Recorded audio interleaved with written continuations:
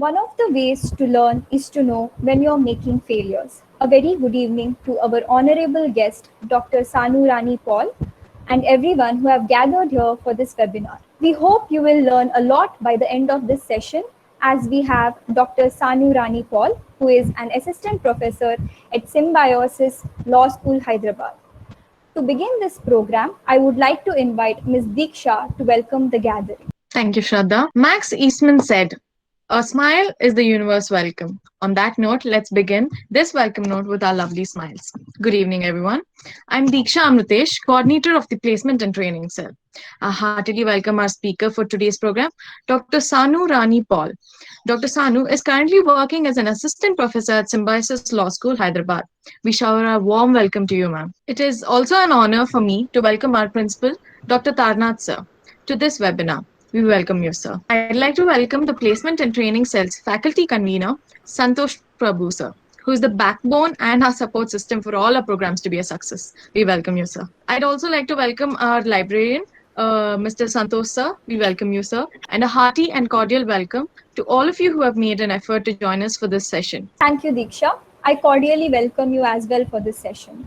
Now, I would like to invite Ms. Devika to introduce our guest for the day. On behalf of Training and Placement Cell, I, Devika Ganesh, Coordinator of Training and Placement Cell, would like to welcome our resource person for the day, Dr. Sanurani Paul. Dr. Paul graduated with her BA LLB from MG University, Kottayam.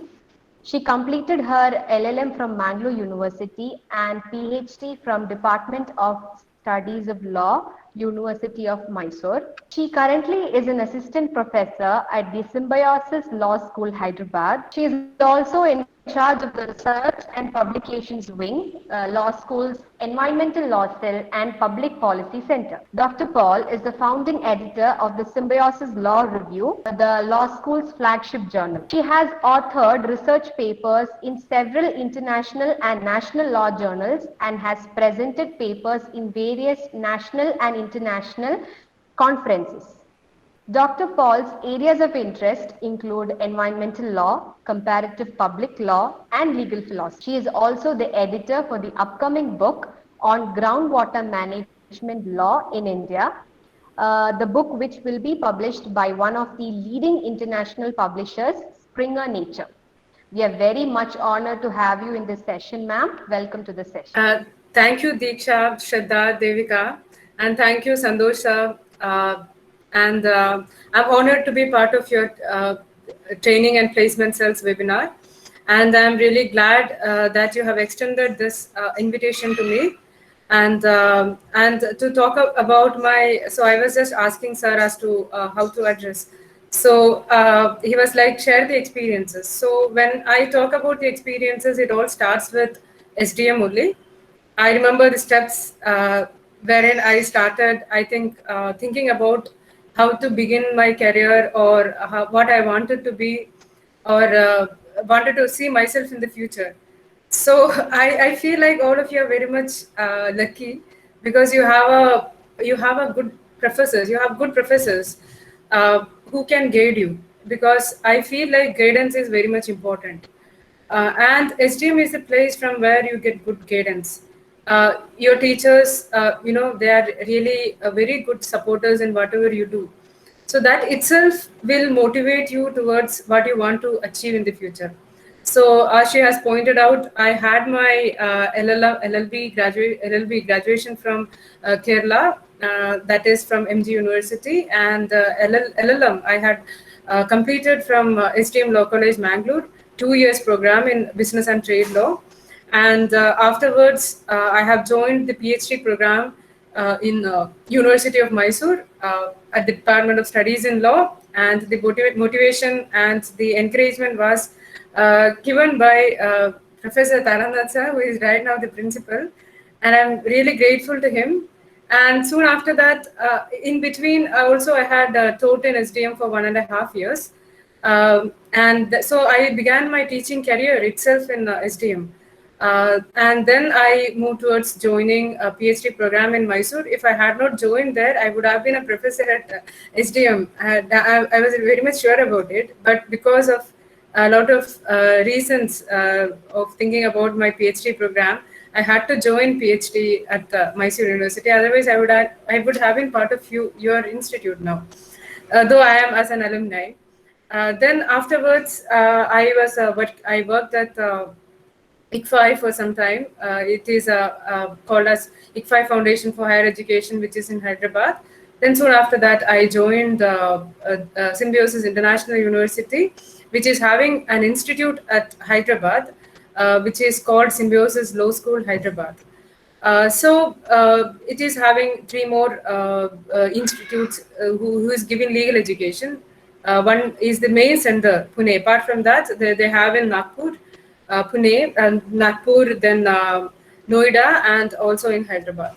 So this is my brief, profile. So to talk about my research experiences, so it was like research and higher education. So higher education, if you are thinking that I can give you some guidance regarding how to, apply in foreign universities, then I will tell you I'm not the right person for that. But I can tell you as to how to, if you are opting for teaching as a career, then I can talk about what to do and what not to do, and what are the skill sets that is required. So the skill sets that is required for in teaching profession, to excel in teaching profession, though I am not that excelled in this profession. But I have seen a lot of people who are really good, including Karanath sir and many others who have graduated from our college. Shashikala Gurupur ma'am, who is the Dean of Symbiosis International Universities Law Programs, Dean of the Pune Institute. So I have seen, how our institution functions. So, and also the people whom I interacted.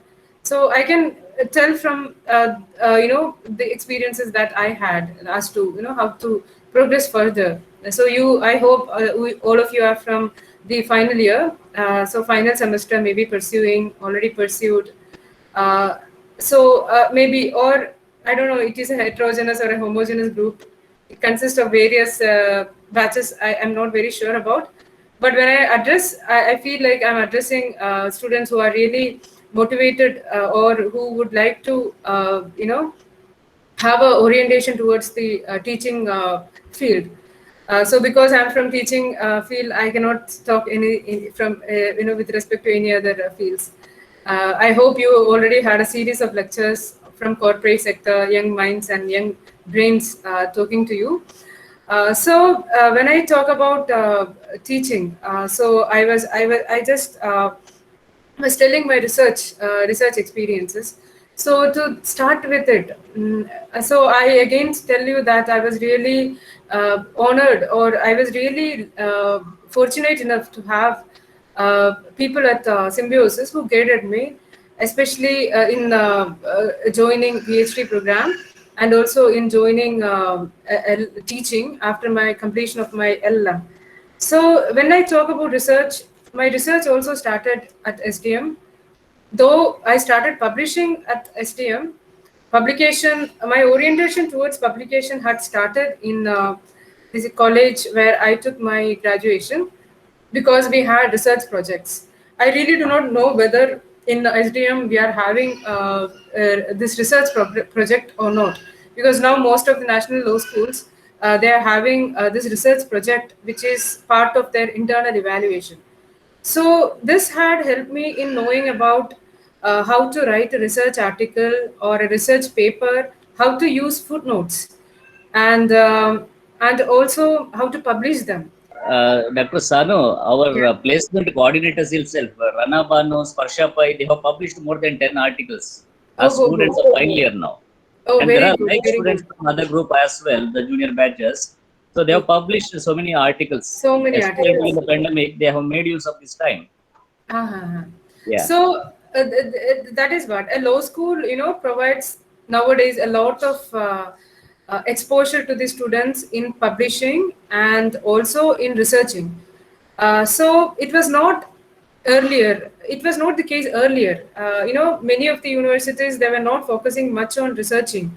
But now the trend is that before opting for any job itself, the students are so much equipped with the skill sets that are required in any field. If the student is interested in teaching, then they will have researching experience, publishing experience. So avenues are provided by law colleges like STM, not all law colleges, probably I think so. Then universities, private colleges, no, national law schools. So that is really very good. Uh, but when I started my researching, I can tell you that the first paper of mine was published in SDM magazine, and that was on euthanasia. I still remember I started that paper when I was a law student. In my third year, I had written a research project on euthanasia, and I was guided by a professor who was well versed in healthcare law. Then I developed it further and I got it published in SDM magazine. So one thing I will tell you, when you're writing an article, it is very important that you know the journal where you are publishing. So at that time when I got published my first article, I wasn't aware about where else I can publish because I had not very options. I was not knowing. I don't know, remember even Loctopus was there or any other forums, avenues were there or not that time. So I had only magazine in my mind, and sir told me to publish in magazine. I actually submitted, and it got published. I felt really happy. And next one was in legal opus. So if you are really keen on seeing my articles, you can just go back to the earlier back volumes. I think 2 or 3 of my articles were also published in SDM legal opus. Uh, so I wasn't aware about various avenues, but I had a very wonderful beginning. I had a wonderful beginning because when I talk about legal opus, it is very important to know that a journal's value is determined by its ISSN number for sure. Apart from that, it is also known. It will also have a credibility because of the continuous publishing. If the journal is not published, if the journal has stopped its publishing for a period of time, it is not considered good. But legal opus, I know that it is continuously in publication. So I really wanted to tell you that when you are publishing, see whether the journal is continuously in publication, whether it is having any ISSN number, and whether it is a peer-reviewed journal. So when I talk about peer-reviewed and refereed, there is no much discussion as to what is a refereed journal, but especially by UGC. But peer-reviewed means there is a review board which will be looking into each and every aspects of the journal, its standard articles, its standards, its quality, and its publication worth. Lot of things they will look into. So SDM was one such a journal. And then moving forward, I had published even in various other journals, international journals, then Nalsar Law Journal, then Air and Space Law Journal, which was there in the UGC list, then EBSCO listed journals, and a lot more journals. But I can say that after getting into profession, which is 24 hours in symbiosis, I am not finding any time for publication, so I'm perishing. But there is one thing that I have come up with. I'm coming up with a book that is one of the editors is me. The book is on groundwater management law, and which will be published by Springer. So Springer, as I don't know how many of you know, it is one of the leading international publishers, the topmost. So it was a great opportunity, and again, but when I am connecting it with my researching skills, so I told you how I started. I had a very small beginning at the corridors of SDM, researching in the library of SDM. I remember Sandosh sir, how he helped me. Each and every library book I had gone through, I feel like most of them were in. He knows like how many books I used to refer from there. So it is a habit, I slowly cultivated in me. I liked reading. I could read for hours together, 12 hours. I really don't feel bored. So it's something we cultivate by our habit. It is an attitude. I'm really passionate about that. But when we talk about research, we cannot go, just like that. Go wild. You cannot go wild in that. But you have to streamline. You have to narrow down. So that is very important. When sir was telling that students have published, when you are writing and when you are publishing, you should be knowing what you are writing and where you are publishing. That is very important. What you are writing means by the quality that you are writing, where you are publishing, quality of the journal. That is very important. So, how do you assess the quality of a journal? That's again very important. I told you certain parameters like peer reviewed, ISSN number, continuously in publication, because nowadays UGC has come up with a care list. If you look at the university UGC's list, there is a large number of journals that are there in the care list. It has got some parameters to analyze whether a journal is of a good quality or not. So all the journals in the UGC care list are worth publishing. That is a national standard. So what is the international standard? So if you were Shraddha, I think she has written a lot. Now you can go and analyze. I will tell you one thing. Sometimes when I look at the articles that the students have written, I feel like, God, this is of an international quality. Why it is there in a national journal? So sometimes you don't know the relevance. So while writing, you should be knowing what you are writing by comparing it with already existing articles. You should be knowing as to whether am I writing something different than what others are writing, whether I have a new viewpoint, new point that I'm giving to the authors, to the readers, that you have to see. Then the next thing is that you will have to choose a journal. Suppose if you feel like if it is a journal of a good quality, or if article is of a good quality, then you can choose your journal accordingly. Like by looking at the UGC care list, sometimes certain journals they will not be listed in any of the databases, but at the same time they'll be having a good reputation. For example, national school journals are having a very good reputation, so you can publish there. That is really good. It will have a long standing. Then afterwards, suppose if you feel like international, if your journal article is of having a international quality, then what you can do is that you can look at the other avenues. For example, Scopus listing. Have you heard of Scopus listing? It is a database wherein internationally top, in the international journals, among the international journals, the topmost journals are being listed into Scopus. So when you are having the article in a Scopus, that means that you are really a very good researcher. So what is required for publishing in Scopus is not, sometimes I also see when you write, you will just outline what already exists. Already whatever there is in the already existing legal position, you just narrate it in a different way by bringing some case laws and all that. So what these kind of journals expect is 80% your originality in coming up with a new approach in dealing with a particular issue, and 20% whatever is already existing there. So then in that case, if you feel like after writing your article, you feel like, okay, this is what I should be, this is what I have done, and I feel like it deserves to be published in an international journal, then you can start finding international journals that are listed in Scopus. There is another one called as Web of Science, which is also a well-reputed database for indexing. So all this kind of then UGC Care. UGC Care has also got Scopus articles and Scopus journals. And Scopus again, it is being divided into quartiles, like quartile 1, 2, 3, and 4. So in this quartile number 1, 2, 3, and 4, according to the journal's impact factor. So have you heard of impact factor? A journal's quality or standard is determined on the basis of the impact factor.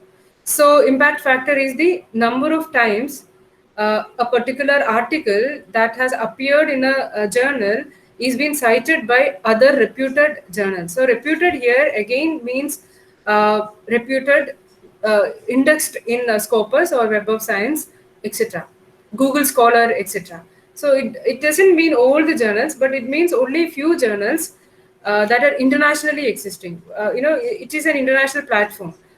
So it is not a national platform. So on the basis of that only, in the impact factor is determined.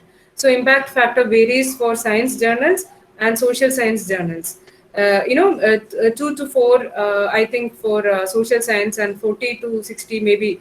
I really am not very sure, but for the science journals. So it is dependent on that. Like how many times a particular article that has come is being referred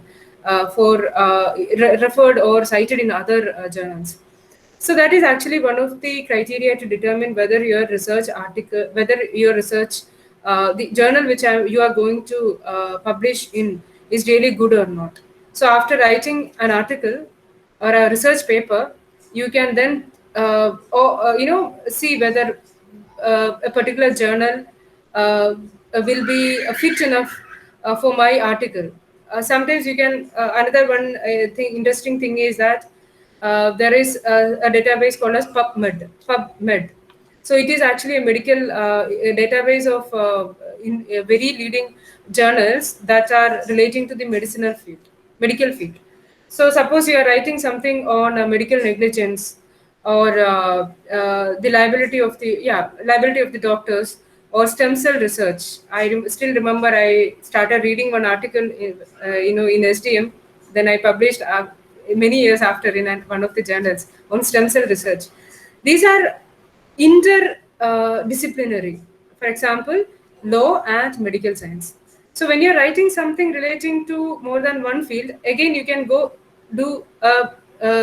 go look at interdisciplinary journals, and more than legal journals, law related journals, interdisciplinary or multidisciplinary journals, in multidisciplinary or interdisciplinary journals, you can have publication in an easy manner, because they want new viewpoints. Because when an editor reads your article, especially if it is habited to any Scopus journal or something, they will only look into whether this particular article is providing a new viewpoint, or is it new to the readers. For example, if I'm writing something on India and if I'm publishing in India, it will be known by the Indians.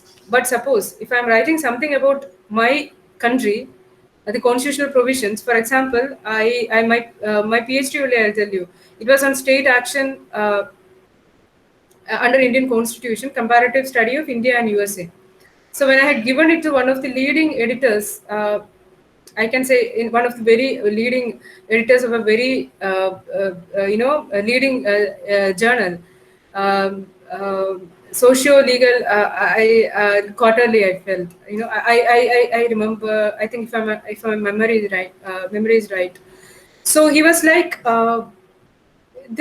When I was giving something relating to US and India, he was telling that this will not get any audience, because their audiences are in USA and they already know about the position in USA.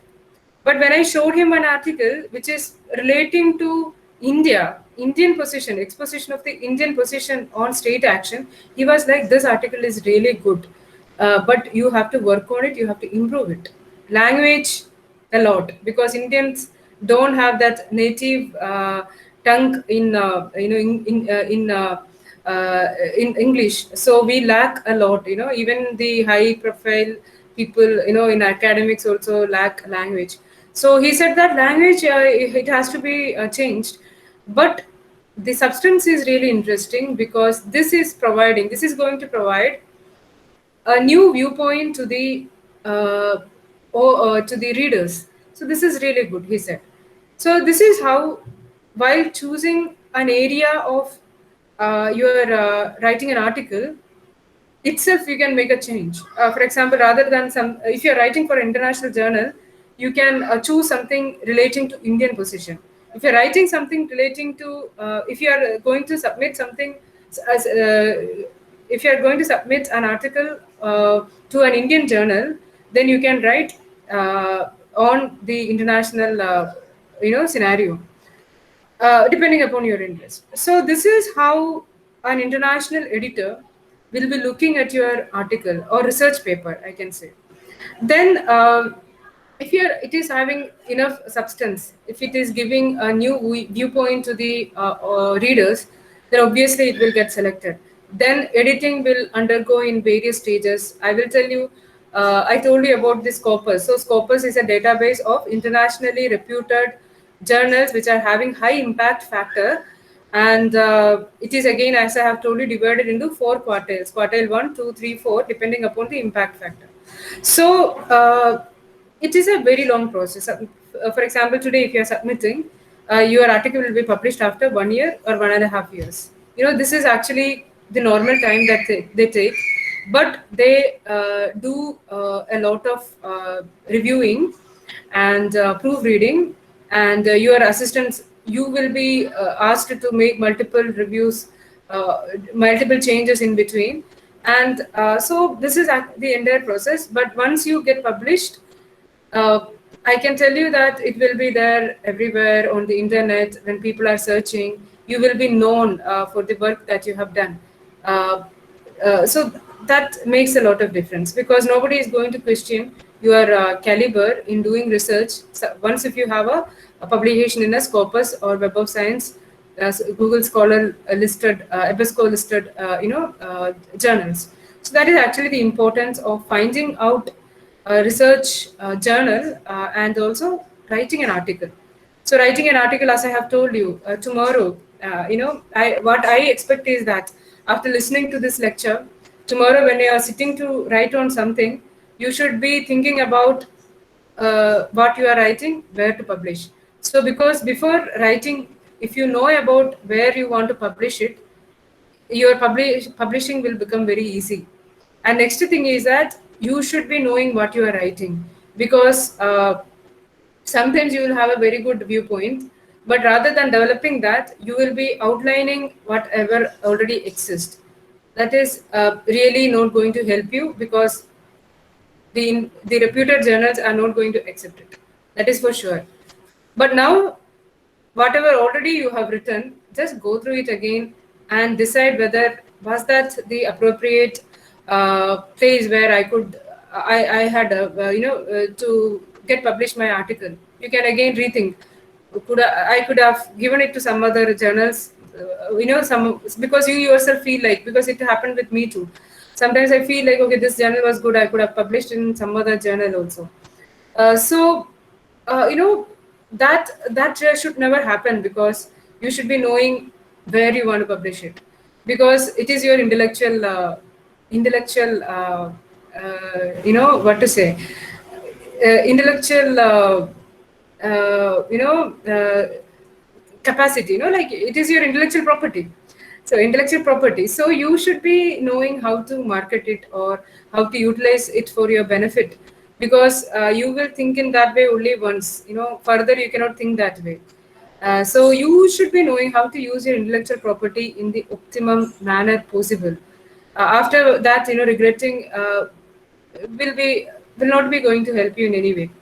So these are all the pros and cons. I want all of you to optimally utilize your time, your efforts, your energy, your researching skills to the optimum, in an optimum manner, optimal manner. So that tomorrow you feel like, okay, I had done my best and I have given my best. I have published in the best journal, and you don't have any more regrets about whatever you had already published. So that is one important thing. So when I talk about research, it is not like only in legal profession teaching it is important.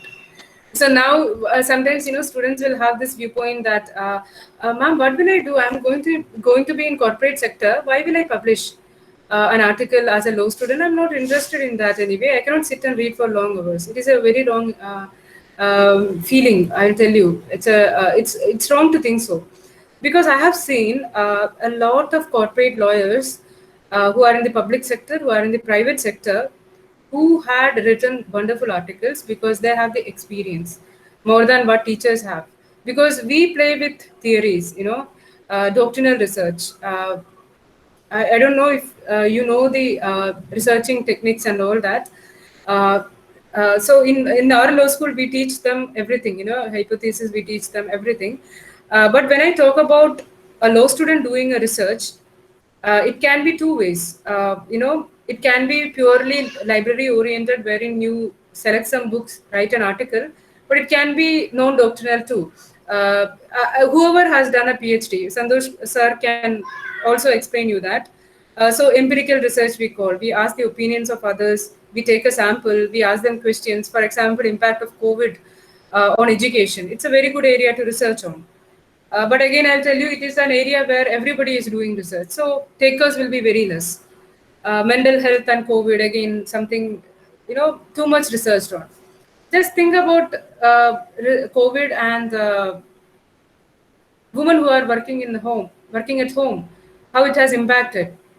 Nobody had, I don't think that anybody has looked into this area. So it is something really important to see. So because psychology of children, everybody will do. But, women related issues, it has to be brought into limelight. So there is a need actually for conducting such kind of a study. So when I'm talking about researching in a law student, so when you sit, you have to think about new areas, because I'll tell you, if you are interested to write something relating to a constitution. So there are right to life is something that had already been discussed, covered, rampantly by so many researchers. Then any area you take, everybody has written one or the other thing. But when I look at what to write, I will be choosing something which is not even thought about by people. Uh, I don't know, because area of choosing an area is very much important, because I think it was last year when I had written my last article. So that was relating to POXO and its impact on child sexuality, because it has made all sexual acts, those not sexual in nature, as an offense. So below 18 years, people cannot actually mingle with each other. So how is it going to affect the children? So that was what my study was about. So this is something going off the track. So you should not be thinking like how normally people think. What is the constitutionality of Right to Information Act? Everybody will think about it. People have written about it. But you should be, or liability of internet service providers. I don't think that it is off the track. It is like in the track only. So, in order to be a very good researcher, you have to think off the line and think. I think there is a very famous line, the path which is not taken. So, researcher, I think it was taught to me by Tharanath sir only.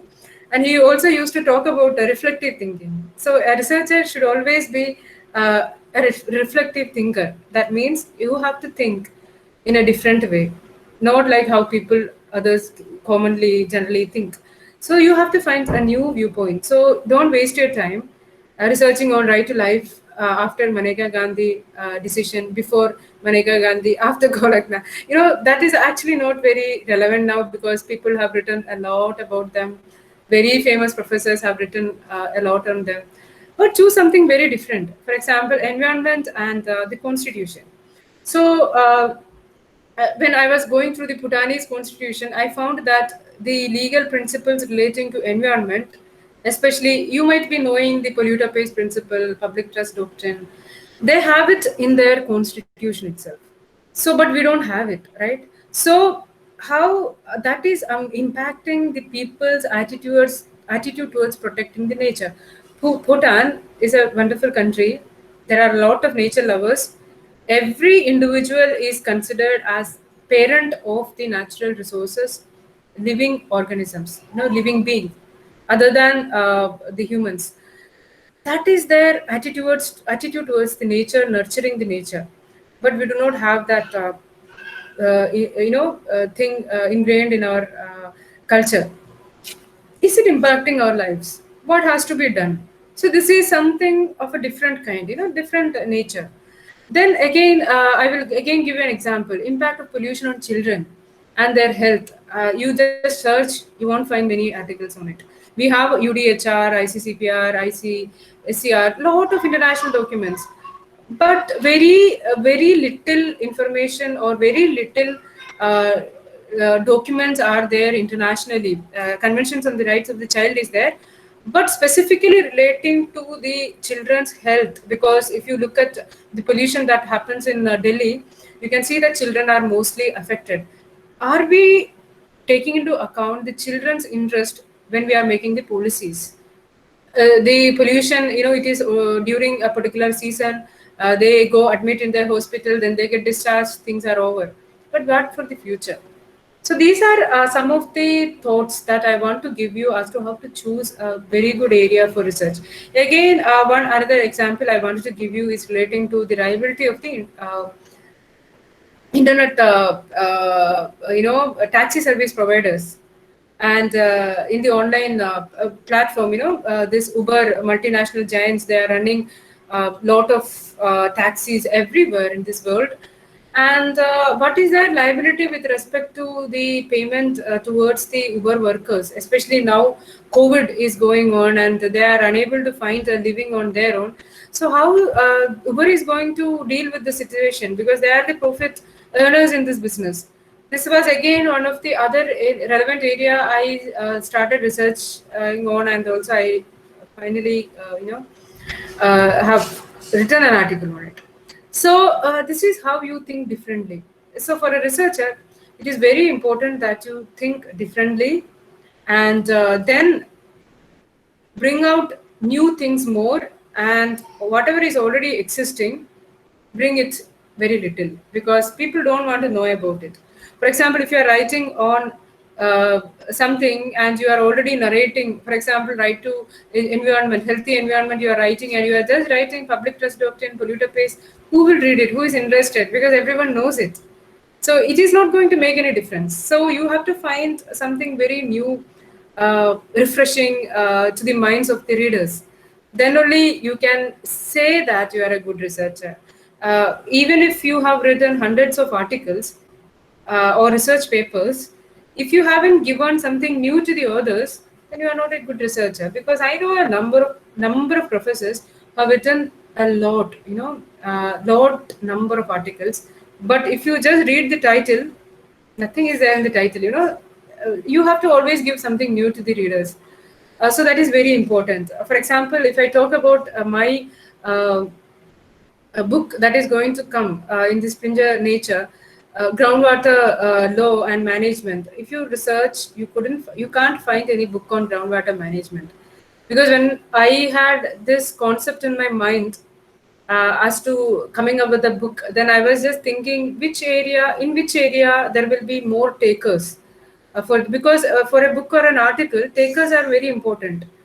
You know, if your book doesn't have any takers, it will not have a market value. So when you are going to commercial publication, you should also think about the market value of a book and its relevance in the market, whether I'll be having good takers for it, because it is not like just publishing a article.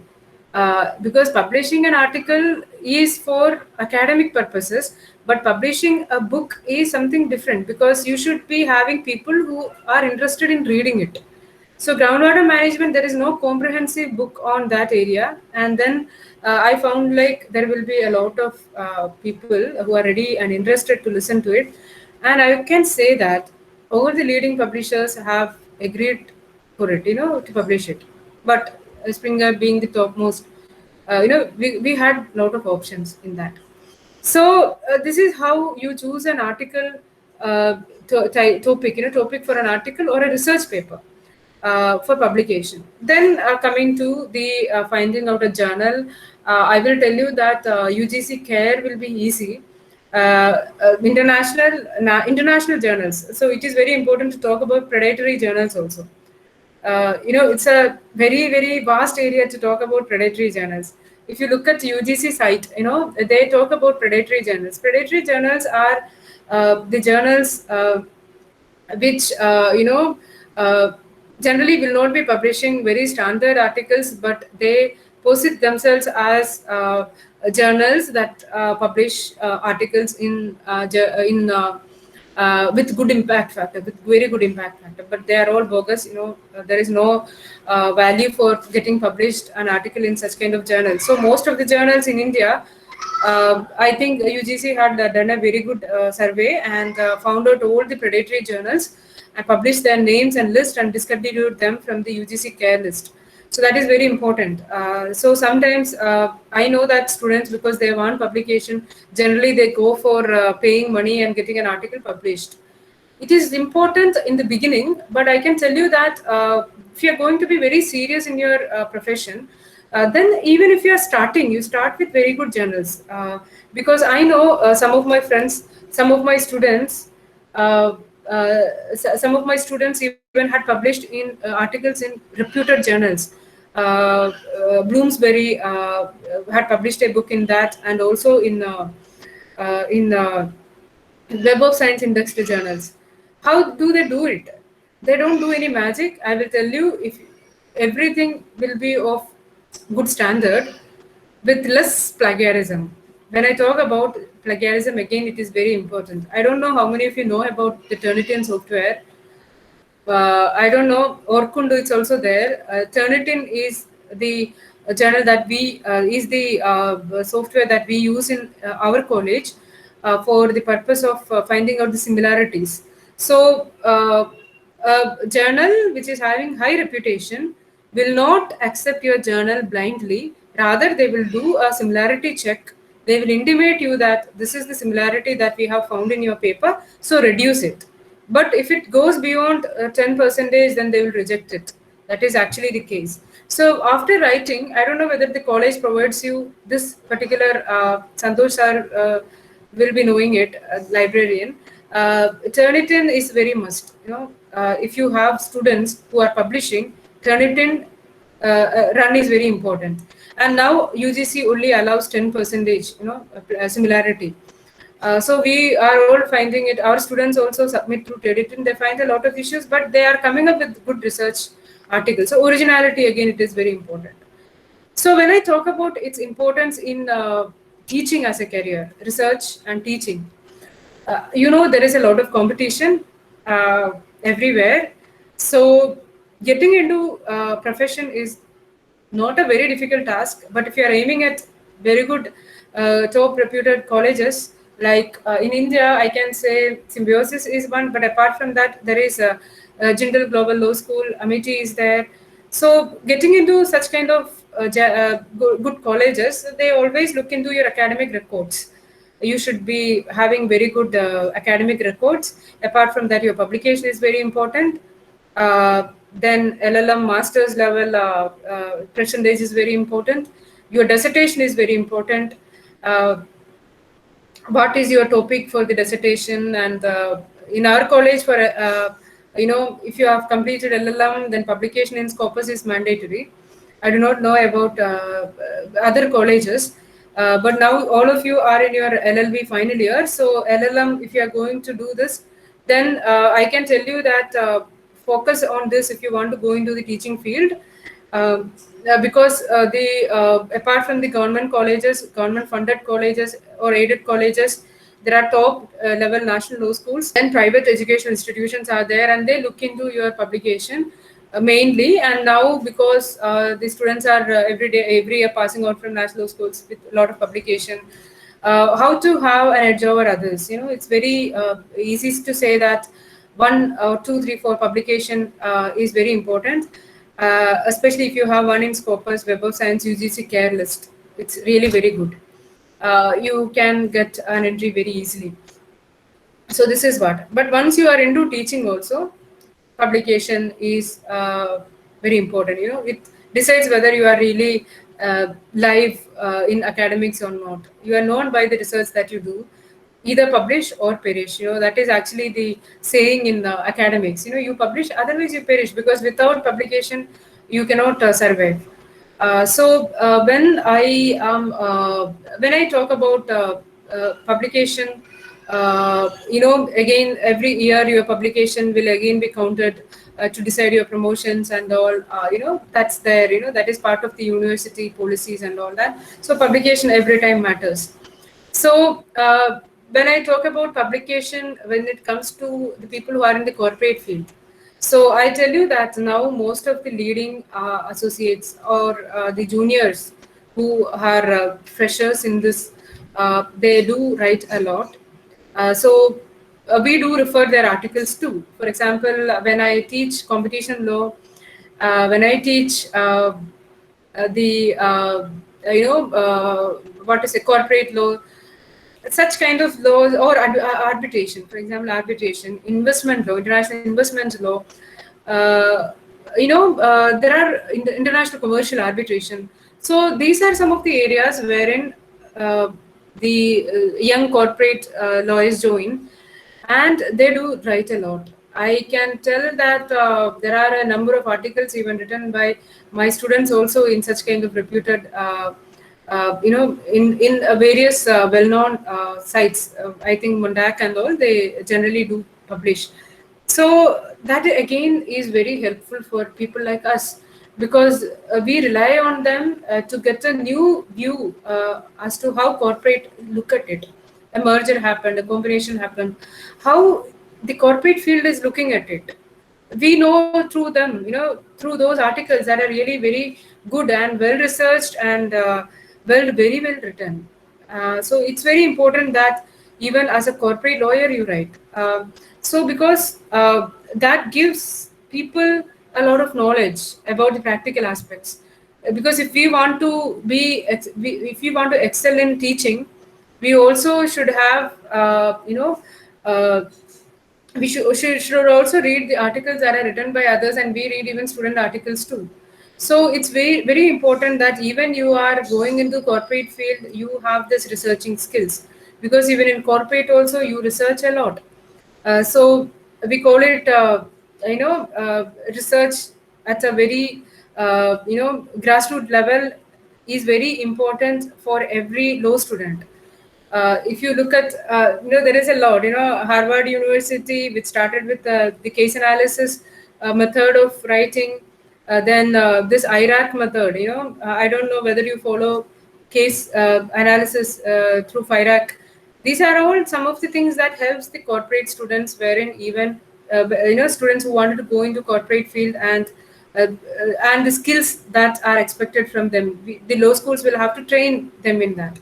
So researching, it doesn't mean that it is only for the lawyers. Sorry, it is only for the for them who only want to be in the teaching profession, but it is important for each and every student. It is very important for each and everyone, because researching is an indispensable part of every profession. So and then I feel like even when I talk about my experiences as a research head in Symbiosis, I can say that I'm lucky to be a part of the research program, research activities of the institute and also of the university, because there is very well streamlined method of our recording our publications, bringing it into public for public, and then there is a lot to talk about, because maintenance of standard is very important. So we follow the ethic policy that is set by the UGC, which is even applicable to all the students also. So we follow 10% similarity only in all the research projects and all, which ensures the originality in research work. So I feel like now India, because I can say previously because we can say that original work is not happening in India, especially in social science, because we are worried more about the numbers and not quality. But now, because of the UGC's initiative, a lot of changes has happened, because of which quality is also looked into very seriously. And now, with all this, I feel like there are set standards for a researcher to begin with their research with. It was not the case when we started, because when we started, we were not knowing about Turnitin or original work. We were not even knowing what is originality. Because now, because of the internet and all, similarity has come, originality versus similarity. That issue was not there when I was studying. So you are well equipped. You have a lot of resources to gather. I think the college will be providing a lot of databases like JSTOR and all. So you have lot of databases to research on, to come up with very good articles, to publish them, to use it for your future purposes, to get an entry into a law college, or even in corporate sector. Even in corporate sector also, as a student, whatever publication you had done, that also counts a lot. So all these are really very, very important as a law student. So I feel like now I have come to the end of my come to the end of my 1 hour speech relating to a talk relating to the research publication and higher education. And the only one experience was actually me being the editor of Symbiosis Law Review, which is actually the flagship journal of the law school, but it is under process. We are not published even the first volume. So again, editing skills also. So if the law school is having a good, I think legal opus is one such avenue wherein students can participate, be editors. So again, again it provides you one more important skill set, of editing and reviewing articles and all that. So I had an entire student, I think 15 of them. Five are the assistant editors, and the rest are the members. So I was helped by a lot. So I just learned how young brains work, very much resourceful. I really don't know. I feel like most of the time I am ill-equipped. And they are so much equipped with all the, with all the talents, and I feel like all of you are like that only, because there is no limit to knowledge, because of the internet. It's really amazing, I can say. So use all the skills, use all the resources in in an optimum manner. Utilize it for your future. So this is what I would be finishing my talk with, and over to the organizers now. Good evening, ma'am. My name is Rana Banu, and first of all, a very big thank you for a very informative session on legal research. Thank you. Ma'am, I have a question for you. Can you please shed light on the online authentic sources for the research purpose, as nowadays we are not able to access the library and everything. So can you? Yeah, this is a very, very important question, I will tell you. So we do have a JSTOR. Do you have JSTOR in your college? Librarian is here. Sir. So our college subscribes to the NIST package of online resources that provide thousands of ebooks and as well as full-text journals. Okay. Yeah. And they covers also the JSTOR package. The students who are interested, they can access the NIST online package. Okay. For both the ebooks and the e-journals. Now, but I think for some time JSTOR was giving all the journals open access. They had given during COVID times, but I'm not very sure whether they are giving even now also. So this is very important, that some online repositories are accessible to the students. But if you do not have, then even then also nothing to worry, because I can say that now there are certain open resources available. For example, academia, though it is not of a good, it is a mix of good and bad, articles. I cannot say bad, but it depends. Then research gate is there. You there also you can then SSRN, Social Science Research Network. There you can find. Apart from that, for example, what I do is that generally, because even though we have JSTOR access, Hain Online access, most of the time I feel very accessible when I feel it's good to access journals that are easily available, logging in and then finding out. Sometimes I feel really very, lethargic to do that entire process. So what I generally do is that whenever I'm searching, I just give a PDF search. And in that PDF search, most of the time I get very good articles, and I feel like research gate only. I feel it's a very good area platform wherein you can get authoritative articles. So then Google Scholar also you can try. Some of the articles are available online. Then some of the articles in Sage also, Sage journals. Sage also provides you free access. Even Springer also allows you free access to some of the articles, not all, but very few. So this is how you can do. So whenever you are doing a research, you can do one thing: give PDF searches. I feel like most of you will do that, but only give PDF searches. Do not go directly into this HTTP sites and then copy paste things. You never do that, because they don't update their information. If they are not updating, then it is not useful for you. It will be backdated information.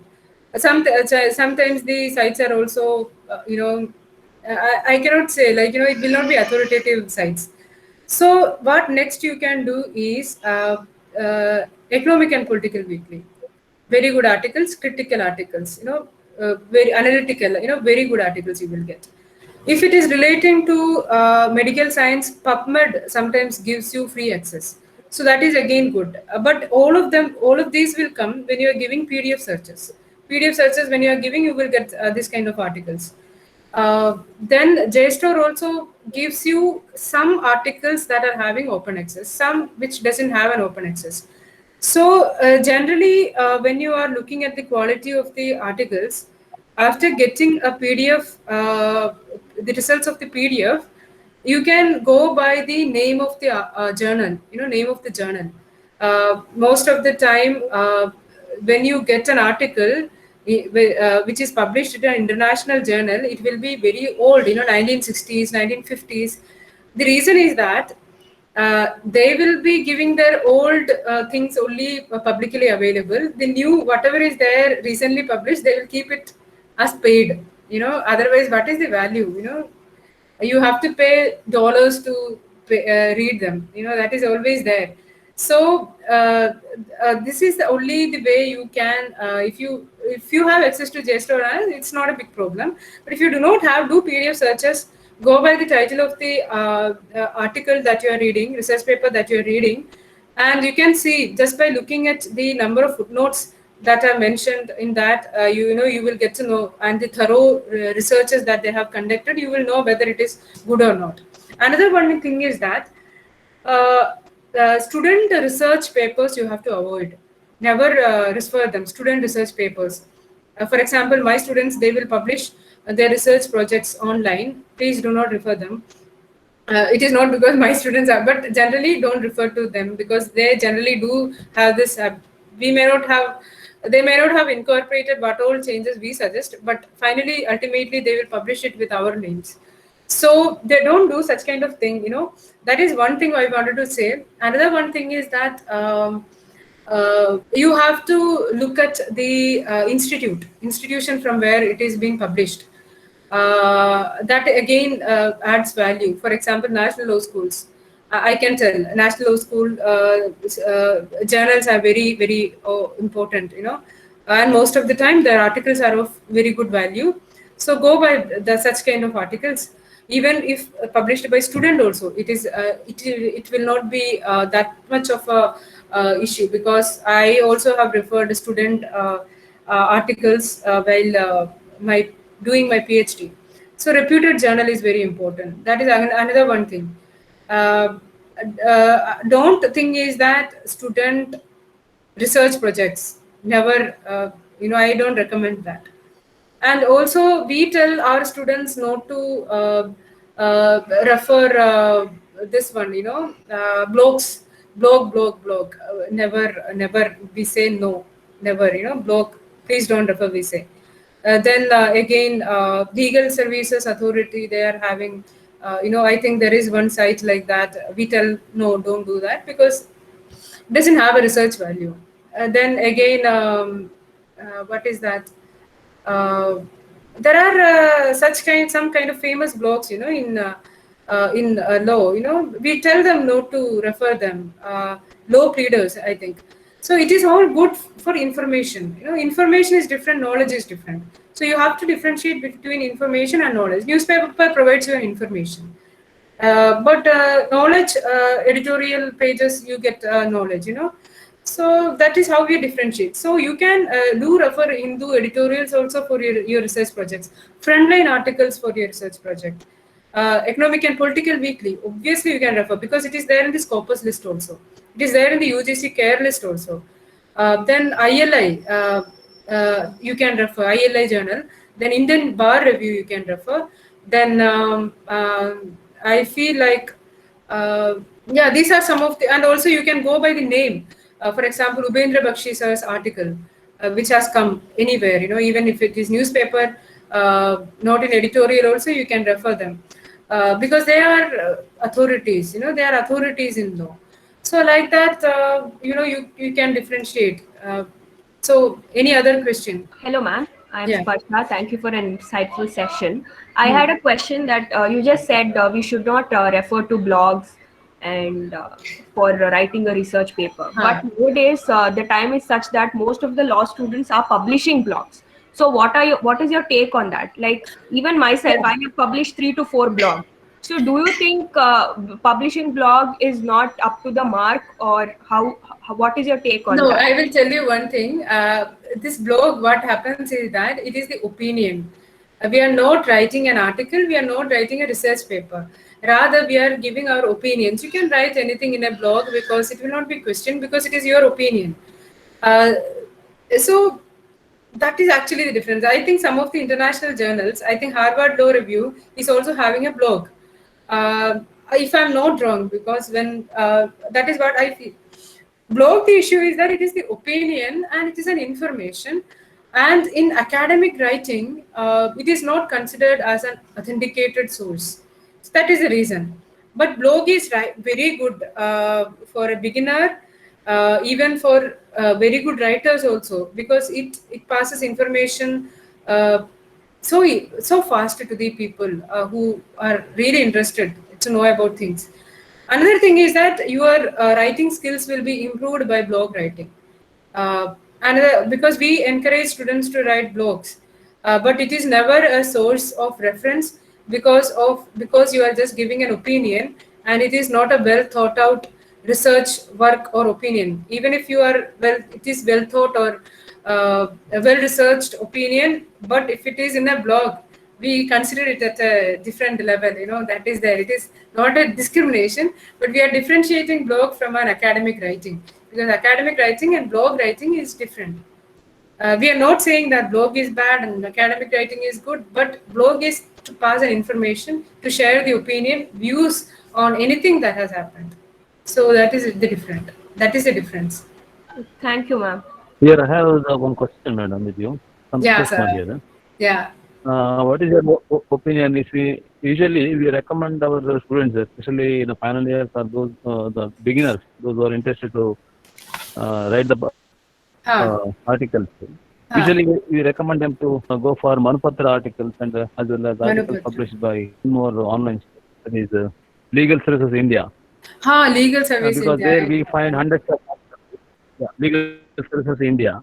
One site is there, open source it is. I know it. And these Manupatra, the database, they also publishes hundreds of articles on different subject areas of law. So usually we from the library side we recommend most of the time for our students, PG students also, because with ease they can access hundreds of articles.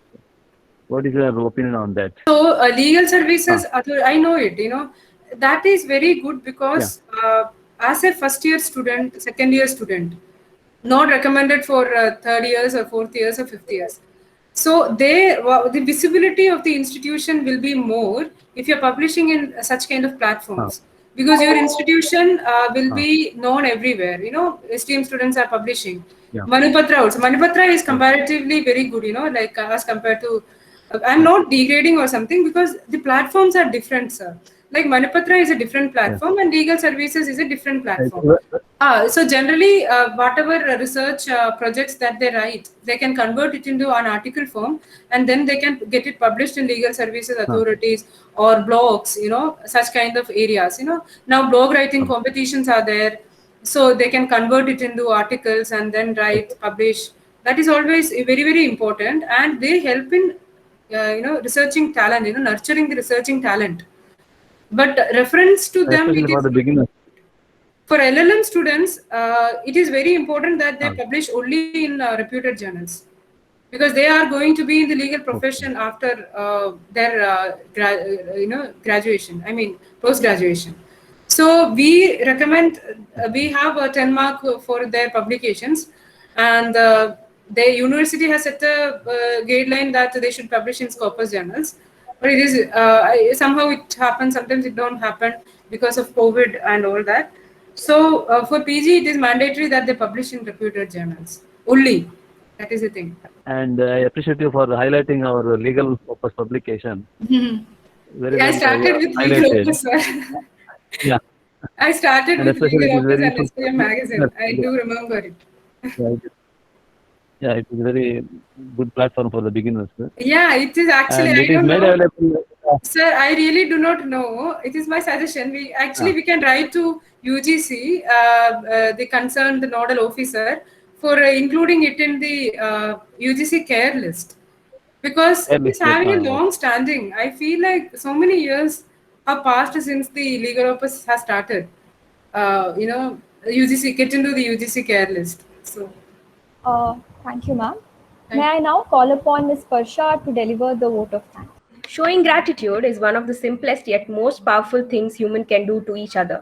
On that note, the time has come to express our gratitude to each and everyone for being a part of this occasion. Primarily, I thank our guest for today's session, Ms. Sanu Rani Paul, who spread her precious time to give us insights about legal research and many aspects relating to it. Indeed, it was a great experience, ma'am. Thank you so much. My heartfelt thanks to Principal of SDM Law College, Dr. Tarnath sir, for his immense support throughout. I thank you, sir.